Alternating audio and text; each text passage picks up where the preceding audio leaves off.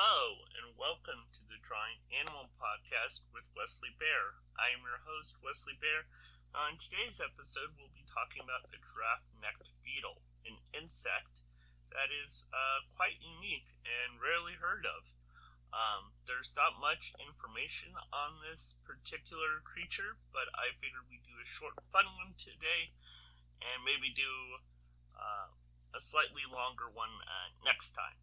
So, the giraffe-necked beetle is actually not a beetle, but actually a weevil.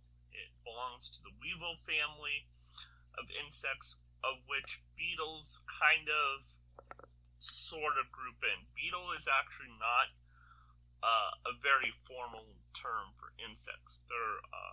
In fact, this is true actually of a lot of insects, is that a lot of the terms when you hear ant, bee, beetle especially, are actually fairly generic terms and really are not good descriptions for identifying insects and where they belong in a set of families. So that's one interesting thing to note about talking about just insects in general, and something to keep in mind with future podcasts when we get to another insect, is that a lot of these classifications for insects are fairly generic terms until you get down to the nitty-gritty scientific naming and placement and all the weird taxonomy that goes on there.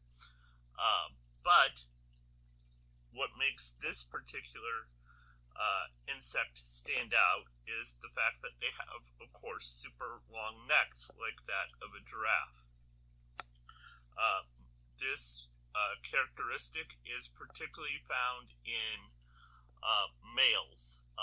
Male necks are actually 2 to 3 times longer than the female. The reason for this is for attracting mates and competition. And it's also a very easy way to gather food, such as leaves. But males will usually use these necks in competitive battles with other males. They'll actually swing their necks at each other, much like you would see giraffes in the wild do. And whoever gets knocked off the branch of a tree is the loser with these insects. So it's definitely a show of force, much like giraffe competitions. The other important thing to note is they're pretty unique in their way they go about handling their young.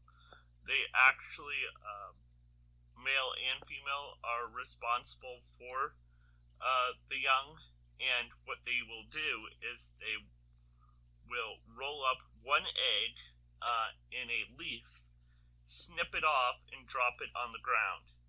And that'll be the young baby larva's first food.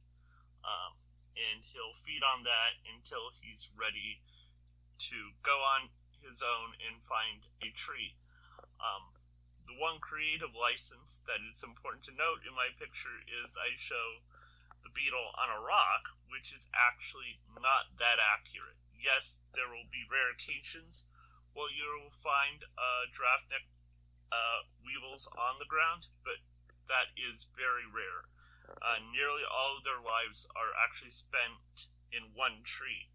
It's also unscientifically called the giraffe-necked beetle tree.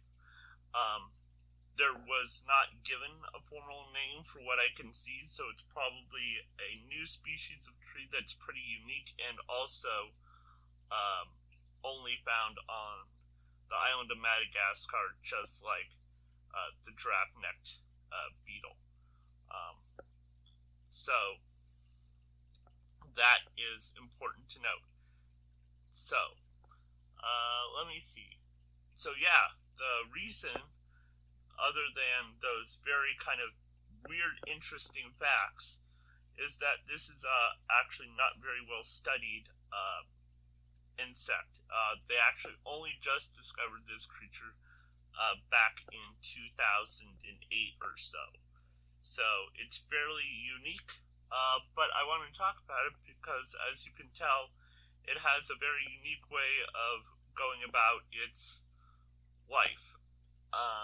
That's fairly unique in the insect world, especially male females raising or at least taking care of the young together and providing that protection in the early days of the young larva's life.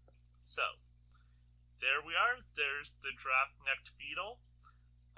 If you are interested in this podcast and anything else I do have a blog that I'm going to start up again. I got it all figured out, but it is theencouragingcartoonist.com. And then I have 2 books, both of which you can get on Amazon. One is The Crazy Creatures of Oz, Meeting the Colorful Animals of Australia, and the other is Crazy Creatures of the Ocean, Shocking Sharks and Radical Rays. So, to sign off, enjoy nature and enjoy drawing, and have a wonderful day.